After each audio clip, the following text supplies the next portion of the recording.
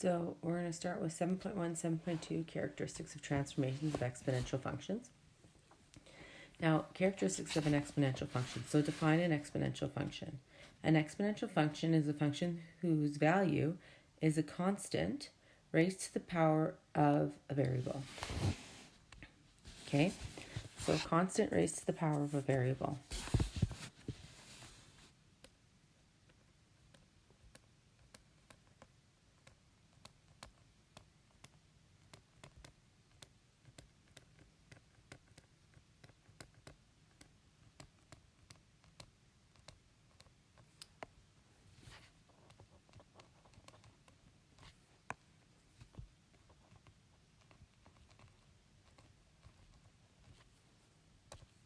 So an example could be y equals 2 to the x, where 2 is a constant. Now, that's a doubling equation because you're taking 2 and you're raising it to a power, that's a variable, and the variable is the changing part. So for example, if I said in day 1, we had 1 initially, 1 bacteria, I'd have a 1 here, that's my initial, and then I'm going to take it and I'm going to raise it to a power of 1, 2, 3, etc., and it's going to double. So if I raised it to a 1, I'd have 1 times 2 to the 1, which is 2.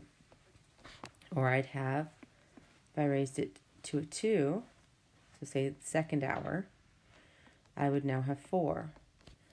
And then if I raised to the third hour,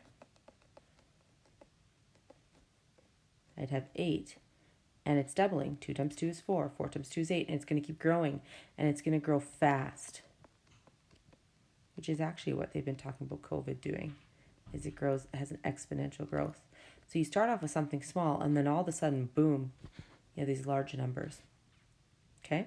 So 2, 4, 8, 16. Then it would be 32. Then it would be 64. Then it would be 128. And look at how fast it's going from something so small to something so large. And that's just doubling. That's with a 2. If I put a 3 in there, it would triple. Or a 4 in there, it would quadruple, right? So that's what we're talking about. This exponent is in the variable. The exponent is the variable, sorry. So the variable is in the exponent, which we haven't really dealt with. We've always had our variable nicely beside our numbers. So there are infinitely many possibilities for b. So if we have the form y equals a b to the x. This constant base, there are infinitely many possibilities, and therefore there are infinitely many possible exponential graphs. So I could make it grow exponentially by putting a 2 in there, or a 4 in there for the b, or a 3 in there for the b. But if I put a half in for the b, it would half exponentially. So think about that. It would half. So it would actually decay exponentially. So we're going to look at this and see what happens. Just to prove that, see actually what they look like, see what happens. So we're going to look at y equals 2 to the x, where a is 1 and b is 2. So what we had up here. Okay? So we're going to graph this function on our calculator, fill in the following table of values and sketch a graph below. So we are going to go into our calculator, y equals, we're going to put 2 to the exponent, so the little hat symbol, x. So when you type it into your calculator, it's going to be y equals 2 to this little hat symbol. That gives you an exponent, which is above the division sign, below the clear sign. So 2 to that sign, xt theta n, to get your variable. Okay? And it should look like y equals 2 to the x. And we press graph. And you can see kind of what's happening. Now, if we go to our table of values, so second graph, at -3, we have 0.125. But why do we have 0.125?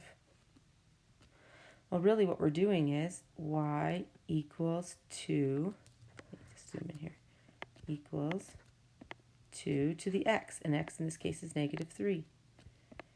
And 2 to the -3 is 1/8, or 0.125. So that's why, because it's 2 to the -3. And now we're going to go 2 to the negative 2, which is actually a quarter. Because the 2 moves to the bottom to become positive. So it would actually be 1 over 2 to the 2. Because when you have a negative exponent, you can move it to the bottom. So that's 0.25 or 0.25.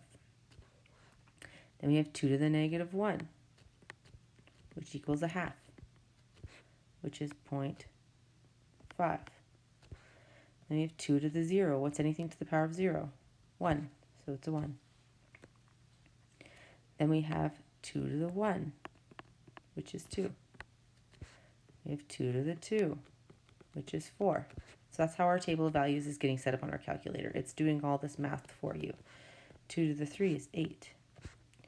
2 to the 4 is 16. Okay, now we can plot those. This is going to be fun for me because it's going to be tiny. So I'm going to go y scale as equal to 1 so that I know that all my y's are 1. And I'm going to go x scale, if my pen decides it wants to write. I won't write in this one spot on my iPad. X scale of 1. Okay. Use a dark blue. So I'm at negative 3 and 0.2125. So it's just so above. Okay. Then I'm at negative 2 and 0.25, so I'm at a quarter. Obviously, these would be sketched better not on an iPad. And then I'm at negative 1 and 0.5. And then I'm at 0 and 1. And then I'm at 1 and 2. And then I'm at 2 and 4. Then I'm at 3 and 8. 6, 7, 8. Okay. And actually, as I go lower, negative 4, I'm at 0.625. Negative 5 on my calculator, I'm at 0.03125. At negative 6, I'm at 0.01563. At negative 7, I'm at 0.000. So it's getting really, really close to the 0, to the x-axis, but it's never touching it. So it's actually running along the x-axis, but not touching the x-axis. Okay? And then it's going up really fast. And we always look at graphs from left to right like we read in a book. So we start really close to 0 and then boom, we fly up. Okay? So that is a growth function. We are growing exponentially. Okay? What actually happens on this x-axis is on this x-axis, we have a horizontal asymptote. Unlike rationals, when we had a horizontal, we had to have a vertical.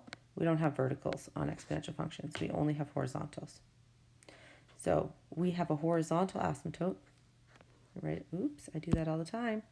Don't worry, I haven't changed, guys. I know you were worried that, like, wow, I've really changed here, but nope, still can't get through one of these without drawing a line. Oh, I did it again with my fingers. Okay, so we actually have a horizontal asymptote. So for exponential graphs, they're always horizontal, and they're always on the x-axis. And when you're on the x-axis, the equation of the x-axis is actually a y equals line.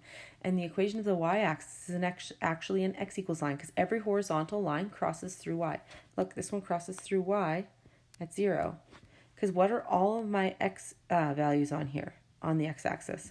On the x-axis, my x values change. But on the x-axis, what are my y values of all my coordinates? They're all 0. So the equation of the x-axis is actually y equals 0. So this one has a horizontal asymptote at y equals 0. Okay? And the only thing that's going to move that up and down is a vertical translation. So your horizontal asymptote for exponential functions is only moved by a vertical translation. All right.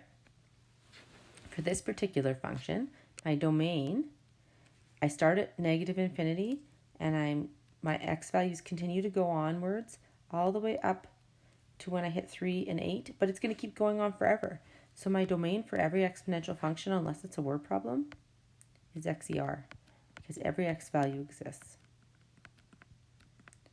Or in interval notation, negative infinity, positive infinity. My range, however, is not that case.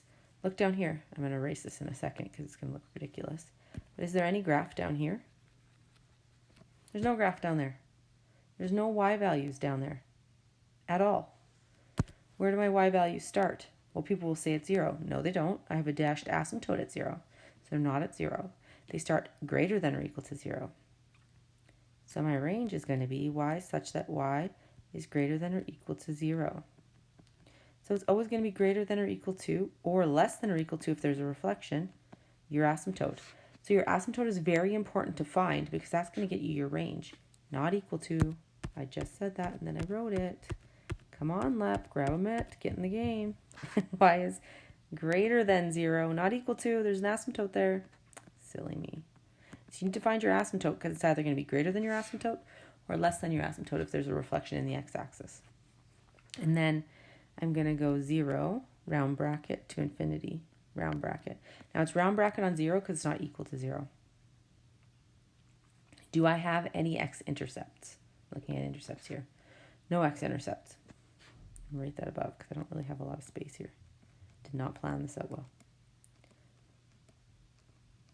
No x-intercepts. My kindergarten handwriting on my tablet.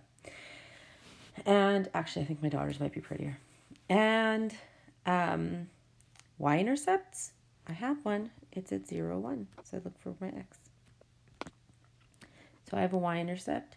It is at, I'm at that spot on my thing where it won't write. Y-intercept at 0, 1. All right. So our b value currently is 2. So our b value of this one is greater than 1. So it could have been a 2. It could be 3. It could be 4. It could be 5. It could be 6. It could be 7. It could be 8. Right? When my b value changes, I just grow faster if my b value gets bigger. So if b is 2, it might do something like this. Imagine that's close to the x-axis because I messed it up. So y equals 2 to the x. Well, if that was 2 to the x, then 3 to the x is going to grow faster. So it's going to curve up faster. And then 10 to the x, well, it's going to go like really fast. So it just grows faster. It's steeper. Okay? Because you're just doubling or tripling or quadrupling or tenning, I don't know what that would be, faster. That's all. So if b is greater than 1, you'll get the shape above. This is called an growth, or this is called an increasing exponential function because it's increasing. An increasing exponential function, or a growth function because it's growing. And you'll see that in the word problems next week. So here we have y equals 3 to the x. Consider the different values of b. Remember, our equation is in the form y equals a b to the x, right? So all of these actually have an a value, but if the a value isn't written, it's just 1. So it's 1, 3 to the x. So I always rewrite them so I have my a value. 1, 3 to the x. Nope, 4 to the x. Oh, this is early in the morning for me. I'm not on par, it seems. Y equals 1, 5.25 to the x. So the value of a for y equals 3 to the x is 1. The value of b is 3. The y-intercept, so when I fill 0 in for x, I'm actually going to get y equals 3 to the 0 technically, right? Which is 1. So I have a y-intercept at 0 and 1. The next one. The value of a is 1. The value of b is 4. So I know it's still increasing exponentially. because my b value is greater than 1. Oh my gosh, I can't help myself. I'm just drawing all over it. My y-intercept is going to be y equals 4 to the 0, which is equal to 1. So once again, my y-intercept's at 1 again. Oh, I'm having a rough go.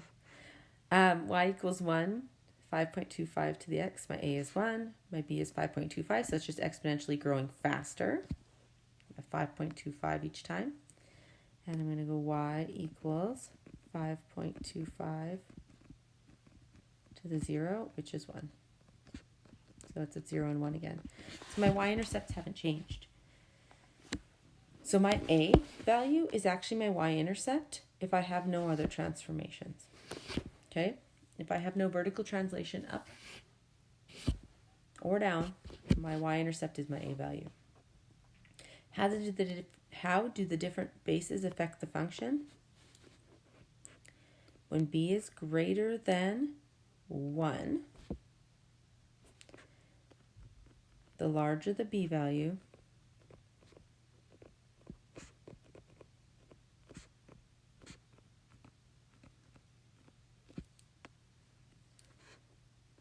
the faster the graph will grow or increase.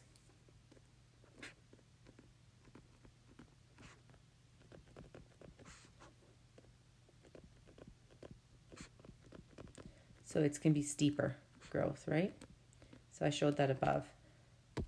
If you have y equals 2 to the x,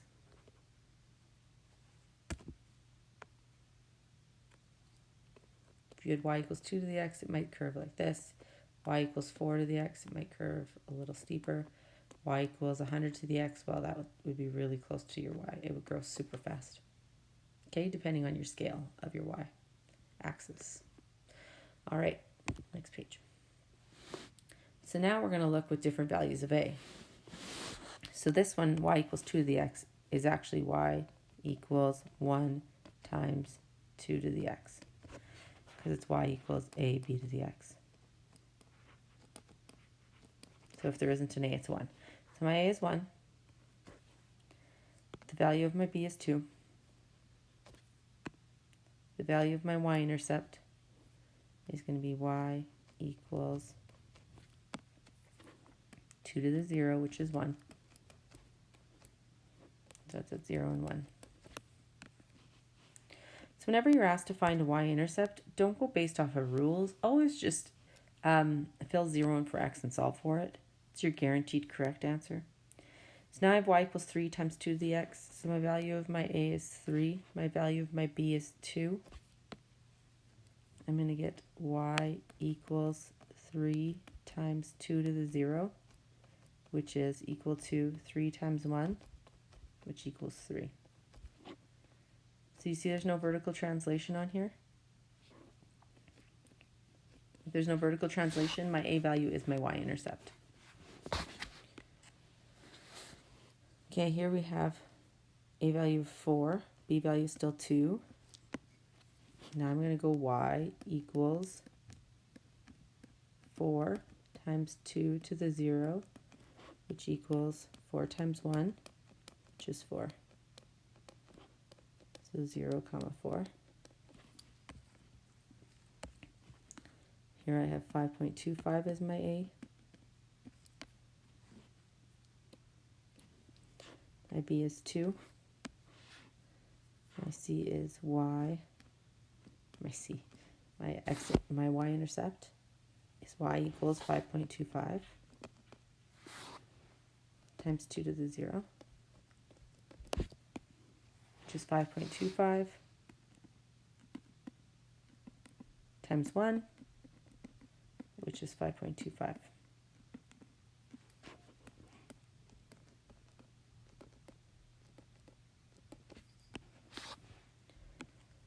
How do different coefficients affect the function? Well, if all you have is a in the form y equals ab to the x, if it's in that form and it doesn't have any extra stuff to it, your a value is your y-intercept. Only if it's exactly in this form, though. Can't have any other add-ons. Your A value,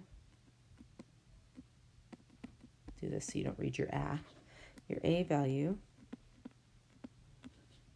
is your y-intercept.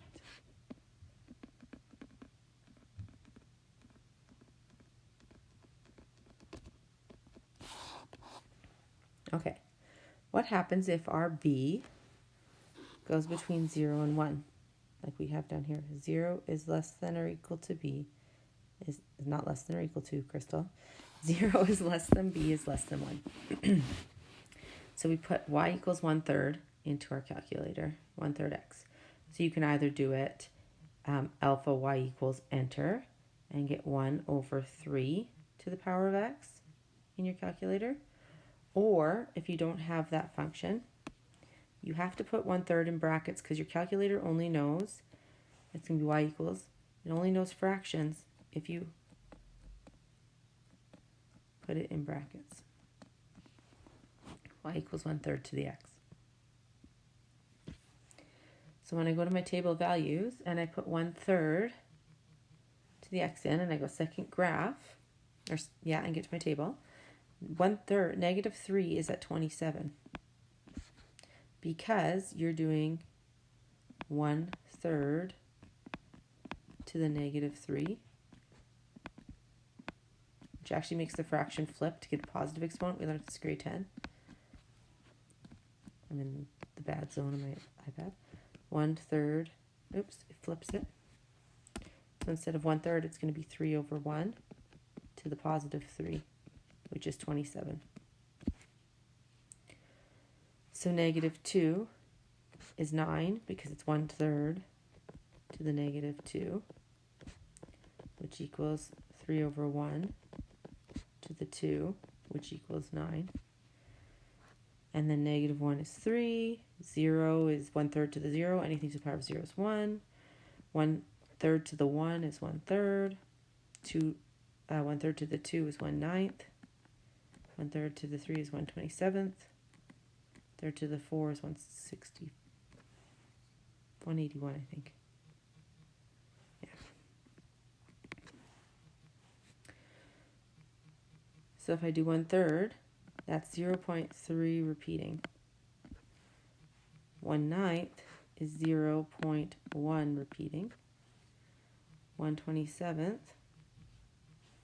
is 0.037 repeating.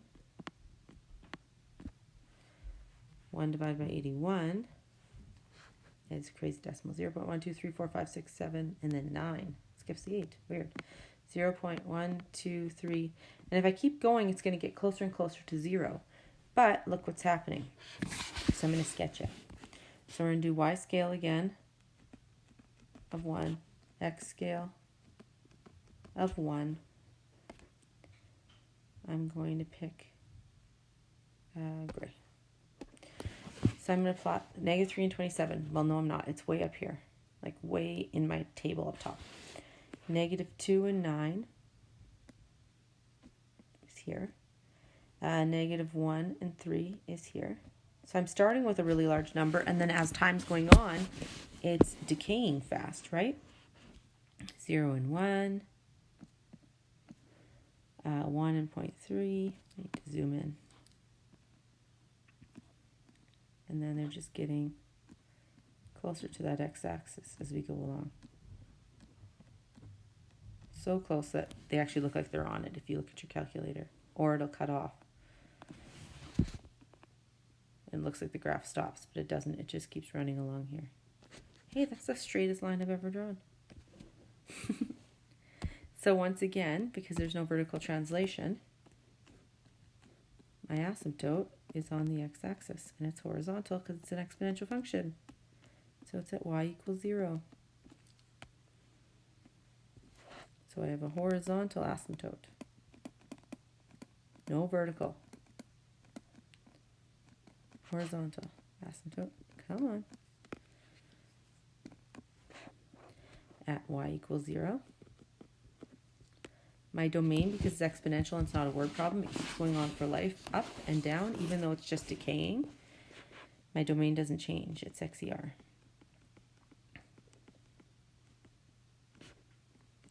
or negative infinity to infinity. My range, because there's no reflection in the x-axis, my range is still, and no translation, y, such that y is greater than 0, yer, or 0 to infinity in round brackets. I have no x-intercepts again because this graph has not been moved up or down at all, so the asymptote's on the x-axis. Wow, this is some terrible writing. Zoom in so it's not so bad.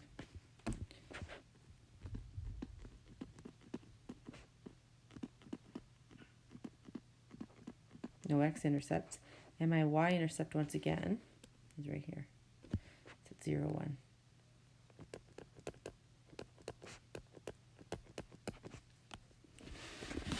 So when your b value is greater than 1, we had a growth function. It increased fast, right? When your b value is between 0 and 1, it's actually decreasing fast. So this, it should say that is called, this is called, is what it should say. This is called a decreasing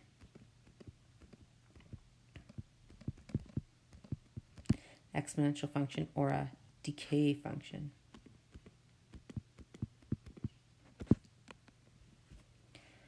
Now, what type of transformation occurs to get y equals 3 to the x to be the graph of y equals 1/3 to the x? So type them into your calculator. And 1/3 to the x we just did. It looks just like that, but a little better. Y equals 1/3 to the x. And then 3 to the x is a growth function. And it looks like this.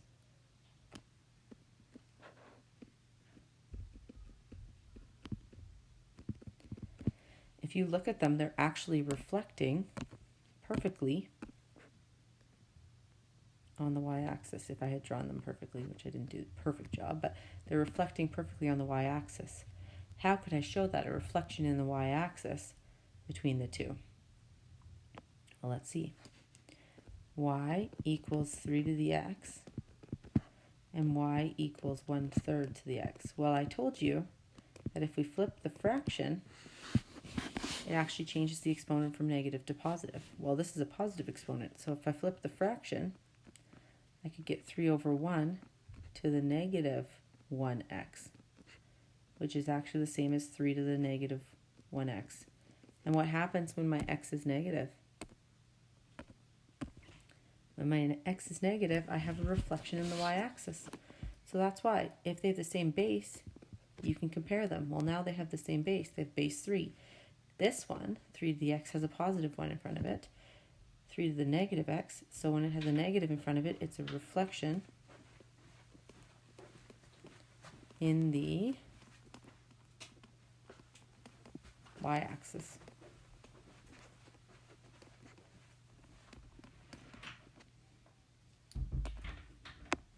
Number 3. Okay, so that's looking at what graphs do, and what exponential graphs look like, and what their domains are if they're in the form y equals ab to the x. But they don't stay in that form. So here we have y equals c to the x, where c is greater than 0. Transforms to y equals a c b to the x minus h plus k. So the only way we can compare exponentials if they both have the same base. So this base c doesn't come up in any of the words for vertical stretch, horizontal stretch, reflection in the x, reflection in the y, horizontal translation, vertical translation. That c does not come up in there. But the only way we can compare graphs is if that c value, that base function value, is the same. Because our a, if a is not equal to 1, there's a vertical stretch factor of a about the x-axis. Okay? So if we have an a value, we have a vertical stretch factor. If a is less than 0, then we have a reflection in the x-axis. If b does not equal 1, then we have a horizontal, ooh, that's a typo, horizontal stretch, horizontal stretch. How did I do that? How did I do that by accident? This is a typo. This should say horizontal stretch. I am so sorry. I'll fix it before you guys print your notes. So you won't see this. It'll be actually correct. It's a horizontal stretch by a factor of 1 over b, so it still flips. Transformation rules don't ever change. If b is less than 0, we have a reflection in the y-axis, and then you have to remember to take that b out. So if we had y equals a c 2x minus 4 plus k, I would have to, just like always, remember to take that b out. 2 bracket x minus 2 plus k, because if I don't take that b out, my horizontal translation will be wrong. So it does not change. Our transformation rules do not change. They never leave. They never change. So if h is greater than 0, we have a reflection to the left. If h is less than 0, we have a reflection to the right. If k is greater than 0, we have a translation up. If k is less than 0, we have a vertical translation down. You need to state all the words. Vertical translation, k down. Horizontal translation, h right. You can't just say 7 right. You can't do that. It would not get you full marks. On the diploma, you would be wrong. Okay? You can't take shortcuts. You can't say vertical stretch by a factor of 2 and not put about the x-axis. You have to put everything. I'm sorry. I know it sucks. It's a lot of writing, but I promise you, you will be okay, because I'm going to write it all and I'm okay. And I'm going to mark all of yours and I know you'll be okay. And I make the answer key and I'm okay. So I know you guys can write it all. Okay? I don't want you to lose marks. All right. So this lesson should be easy because it's just translations like we've done in so many units. It's just the same thing over and over and over. The key thing here is that we just have to know that our bases have to be the same in order to compare them. Okay. Example 1. Describe how the graph of the second function compares to the graph of the first. So we have y equals 4 to the x, and we have y equals 2 times 4 to the x minus 2. Great. The bases are the same. Will that 4 appear anywhere in my translations? No. It has to be the same, just so I can compare the two base functions of the graph. So they're both growing by a factor of 4. Perfect. So now anything else outside of that is moving the graph. But they both have to be growing at the same rate, or else I can't compare them. So they're both growing at a great rate of 4. So they're both quadrupling each time. Okay? So that's good. Now, anything else that happens are just translations. It's stretching it, it's reflecting it, it's moving it up or down, all that stuff. Okay? So, let's do stretches first, because we always have to do it in the form stretch, reflect, translate. Insert. Okay? Stretch. We have a vertical stretch, because we have that 2 in front. We have a vertical stretch. Do you see how I'm writing the word vertical? So do you have to. Vertical stretch by a factor of 2 about the x-axis. Nothing has changed. It's always the same. Can't short form. Always need to write it correctly. Now it's with the x. It's x minus 2. So there's no reflections because there's no negatives. There's a translation. I can't say to right. I have to write horizontal translation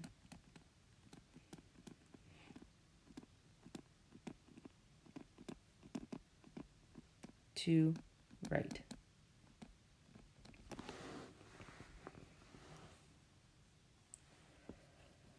Now you try B.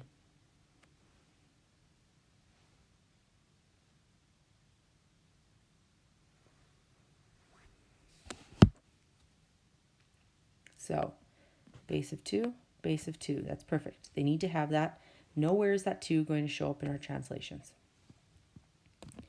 I always say, when I was teaching this, that I always got it in y equals because it made my life easier. Right now, the equation for transformations is not in y equals. So I'm going to subtract the 4 over.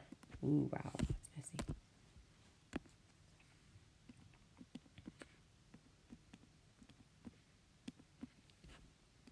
So now I have y equals negative 2 and x over 5, if you want. Whenever you have a fraction like x over 5, That's the same as writing 1x over 5. And I can just rewrite it as 1/5 and put the x beside. That's fine. So I'm going to do that because it's easier to do translations when it's written like that. So 1/5 x minus 4. Okay. And the 2, is the negative with the 2 currently? No, if it was the 2, it would be, if it was with the 2, it would be in brackets. So it's actually in front. So I'm going to do this so I don't use that 2 by accident. Okay, do I have any stretches? Yes, this 1/5 is in front of the x, so it's a stretch. It's a horizontal stretch.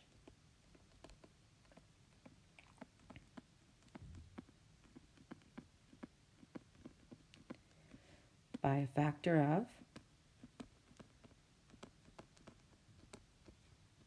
horizontal always flips, so if it's 1/5, it's going to be 5 over 1.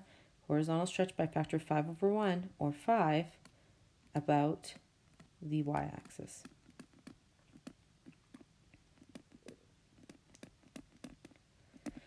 Now, you guys, I know that you might be like, oh, I know transformations. I don't need to watch this podcast. Please watch it, because that is where you guys are losing all of your marks, is on any transformation assignment I give you.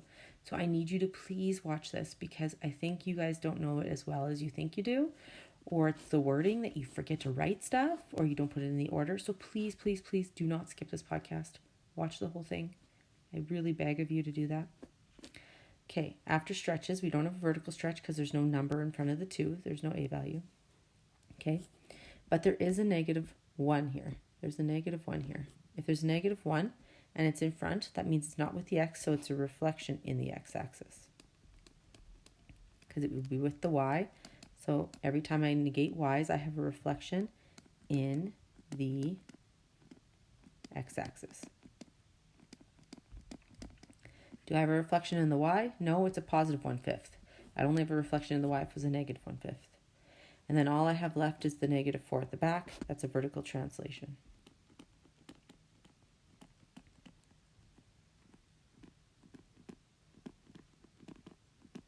4 down.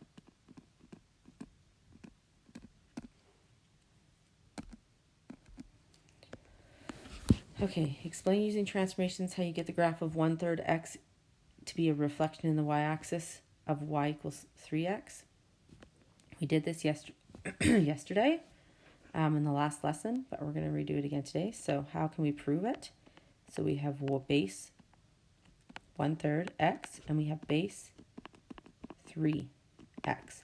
And the only way I can compare two equations together is if these bases are the same. So what did I tell you to do? I told you could flip the 1/3 to be 3 over 1 if you raised it to a -1.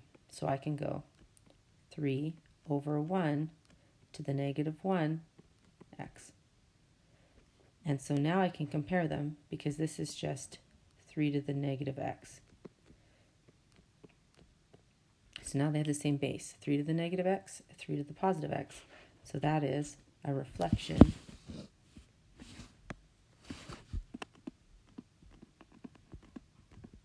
in the y-axis, because it's making all my x's negative, which makes it reflect down. Awesome. I was doing so good and didn't do that. So normally, remember I told you y equals 3 to the x is like this, and y equals 1/3 of the x is like this. So they're reflecting on the y-axis. All right. Your turn. Describe these two. Describe how the graph of the second function compares to the graph of the first function. So you can pause it and try it. So make sure that it's in y equals, which it is. We make sure we have the same base 10, which isn't going to appear anywhere in there. We have no stretches because we don't have a number in front of the 10 and we don't have a number in front of the x. We do have a reflection because we have a -1 in front of the x. So if we have a negative in front of the x, we have a reflection in the y-axis.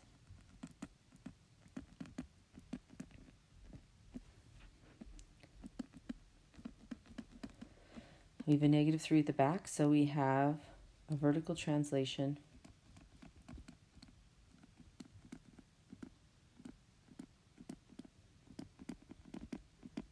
3 down.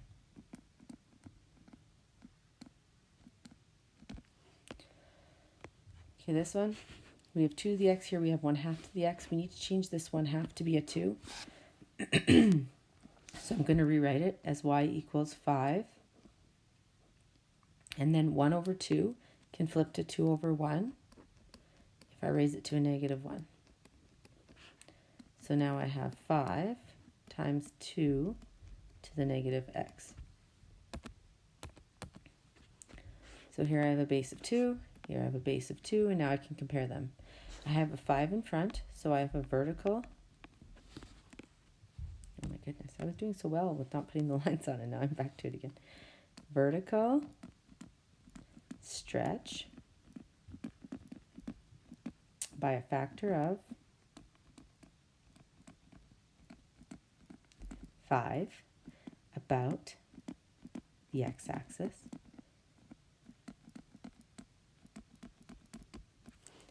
And the only other thing I have is a negative 1 in front of my x, so that's a reflection. I have a reflection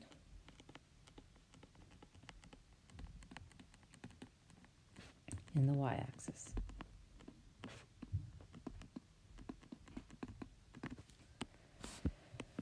Okay. Consider the function f of x equals 5, 2x plus 4 plus 3. Determine the domain and range of the function, the x and y intercepts of the function, and the equation of the asymptotes. So, the first thing I'm going to do is I'm going to rewrite that with the 2 taken out, because that's the first thing I have to remember. So I would have f of x, actually I'm going to write it down here. I'm going to have f of x equals 5 to the 2x plus 2 plus 3. So type that into your calculator, into your y equals.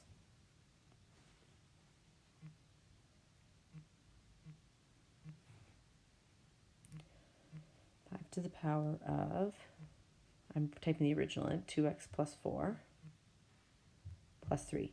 Now, if you have the older calculators, you can only make it know that this is an exponent if you put it in brackets, guys. So if you have the older calculators and you're typing it in, you're going to have to type in y equals 5 to the power of 2x plus 4. Plus 3, because that's the only way your calculator knows that it's to the power of 2x plus 4. If not, it's going to raise it to the power of 2, not 2x plus 4. So you need to make sure you put in brackets. So we press graph. And if you notice, the graph has actually moved up. It moved up 3. Remember I told you that your horizontal asymptote is always at y equals 0 unless you have a vertical translation? So we're actually going to do the asymptote first. The equation of the asymptotes of this function, it's normally at y equals 0. It's normally here. And the only thing that moves that horizontal asymptote is a vertical translation. Well, it's just been moved up 3. So now my horizontal asymptote is actually at y equals 3. And I'm going to write horizontal. I'm not just going to write y equals 3. I'm going to write horizontal asymptote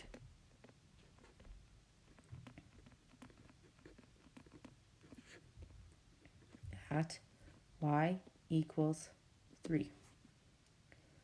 Okay? My domain is still XER because this isn't a word problem. So I'm going to go D at the very least, or domain is XER. Or I could go negative infinity, positive infinity. My range was always greater than 0. Well, now my range is actually greater than 3. Because my asymptote, remember I told you, is what is going to be greater or less than. This graph's been moved up 3, so it's going to be y is greater than 3. YER.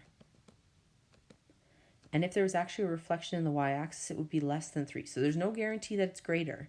So you have to look at your graph and see what's happening. The x-intercepts, there are no x-intercepts because the entire graph is above the x-axis. It's actually quite a bit above. It looks like this. It gets quite a bit.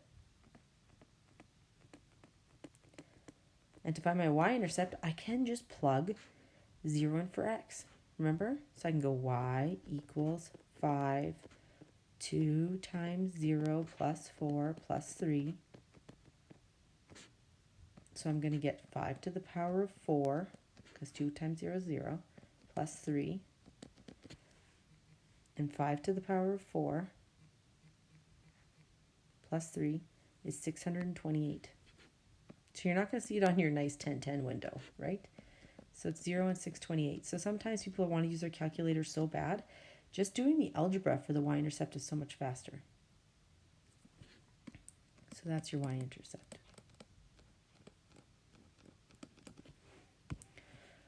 One last page. Your turn. You get to try it. My hint to you, though, is you need to move the 1 over and you need to take that quarter out. And when you take out a quarter, it's like multiplying by 4 when you divide by a quarter. So you pause it and try it. So I'm going to get y plus, subtract the 1 over, sorry. Y equals negative a half, 3,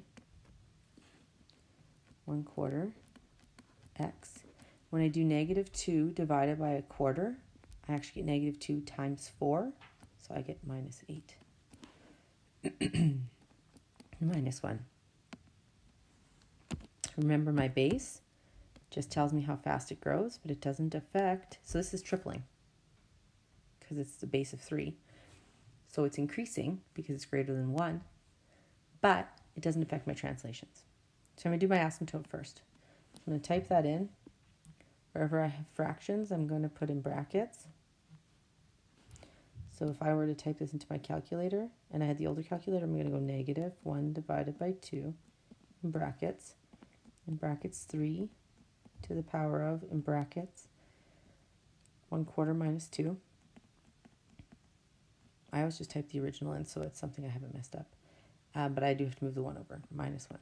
So that's how I would type it in if this was an older calculator.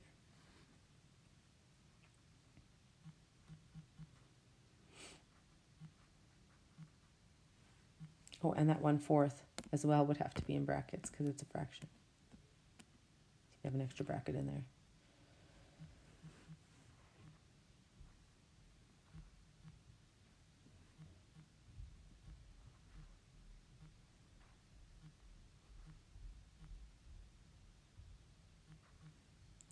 All right. Now, you're actually going to get a graph that is below the y-axis. Or sorry, below the x-axis. Why? Because we have a reflection right here. The negative in front with my a. We have a reflection in the x-axis. So the entire graph is below the x-axis. Okay?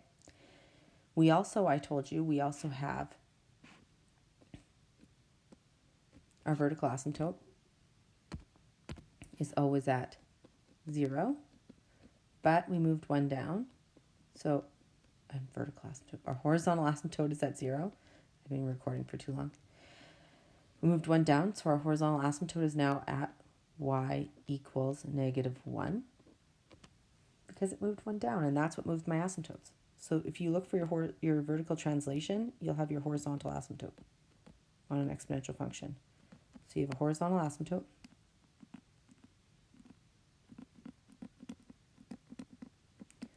At y equals negative 1. My domain is going to be XER because my graph keeps going everywhere unless it's a word problem.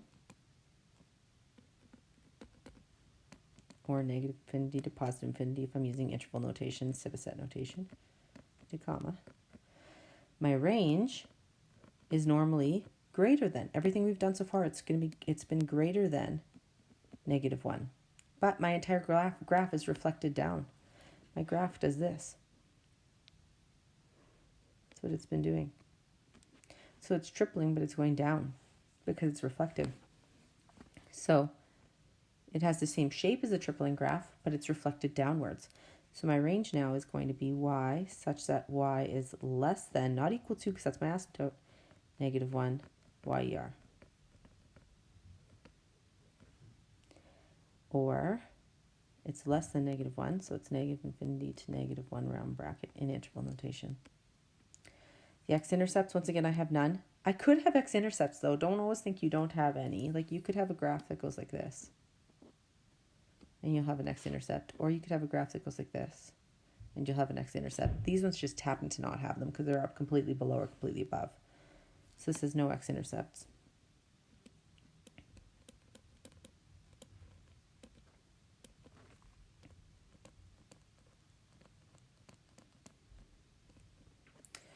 And my y-intercept, I'd fill 0 in for x.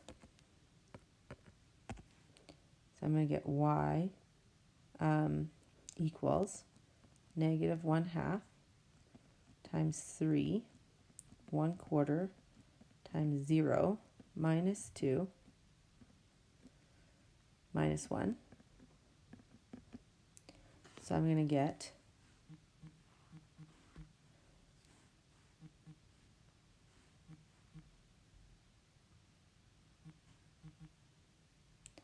-19/18.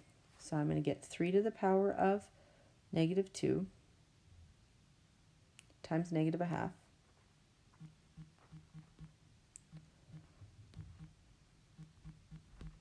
minus 1, which is -19/18. So I have a y-intercept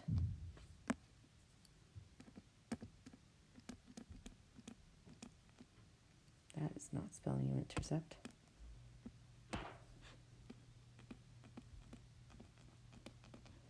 At 0 and -19/18.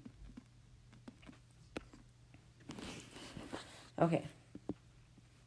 Transform the graph of y equals 4x. Sketch the graph of y equals 4 to the -2x plus 5 minus 3. Describe the effects of the domain, range, and horizontal asymptotes and intercepts.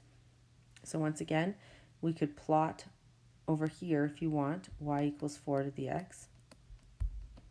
And on this one, you could go y equals 4 to the -2x plus 5. Oh my gosh, I need to scan it.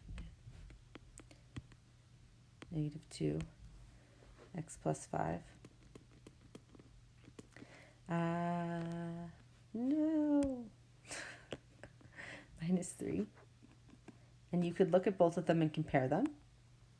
Or you could sketch the 4 to the x graph by getting its points, and then do mapping and get its new one. So if you didn't have your calculator, that's what you could do. Okay? So that's what we're going to do. So if we go mapping, just proving that we can do it without our calculator, 4 to the x, and I went to my table of values, I would get, say I do -2, -3, let's say. -3, this would be 4 to the -3, which is actually 1/64, I believe. This would be -2, so this would be 1/16. -1 would be 1/4. 0 would be 1. 1 would be 4. 2 would be 16. 3 would be 64. 4 would be 256. And 5 would be 1024. Now you're going to use mapping to get from here and apply it to here. So xy would become, my x I would multiply by -1/2 because I have a horizontal stretch by a factor of 1/2 about the y-axis and a reflection in the y-axis. And then I would minus 5 because I'm moving 5 to the left. And then y, these 4 stay the same. All I would be doing would be moving 3 down. And so I would have to do those to my points. So I would end up getting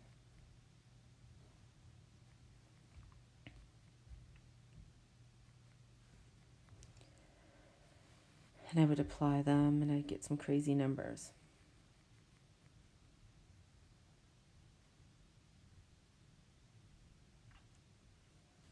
Because it would be moved. Okay? And what would they be? I guess I should tell you. So I get 4 to the...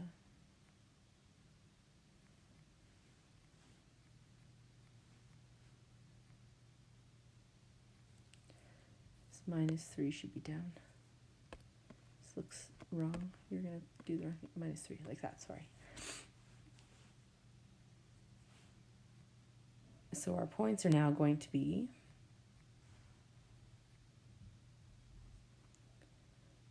-3. Sorry, I have a frog in my throat. -3 and -2.996. -2 and -3. -1.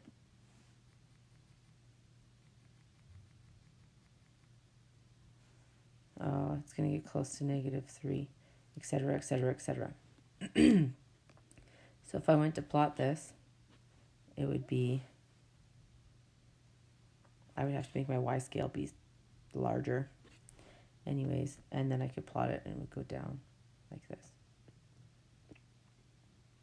New to -3, Crystal. The whole thing has been moved down. So it looks something like this.